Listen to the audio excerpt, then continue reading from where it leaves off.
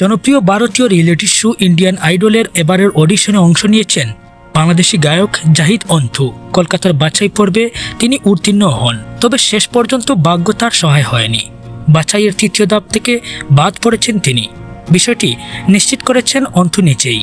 তিনি বলেন, গতকাল তারা কল করে আমাকে বাদ দেওয়ার বিষয়টি জানায়। এর আগে গত 18 আগস্ট 2 ধাপে বাছাই প্রক্রিয়া সম্পূর্ণ হয়। একই দিন তৃতীয় ধাপেরও বাছাই হয়। সেই ধাপেই বাদ পড়েন অন্তু। তিনি আরও বলেন, প্রথম রাউন্ডে 700 থেকে 800 জন প্রতিযোগী ছিল। সেখান থেকে বাছাই করে দ্বিতীয় রাউন্ডে 120 থেকে 130 জন প্রতিযোগীকে রাখা হয়েছিল। তৃতীয় রাউন্ডে রাখার কথা ছিল 30 থেকে 40 জনকে। আমি আগের 2 রাউন্ডের চেয়ে তৃতীয় রাউন্ডে ভালো পারফর্ম করেছিলাম। জানি না কেন তারা আমাকে বাদ দিল। সনি লাইভের ওয়েবসাইটে ইন্ডিয়ান আইডলের অংশগ্রহণের জন্য যে শর্তাবলী দেওয়া আছে সেখানে বলা হয়েছে, ভারতীয় নাগরিকত্ব না থাকলে এই প্রতিযোগিতায় অংশ নেওয়ার জন্য যোগ্য বিবেচিত হবেন না।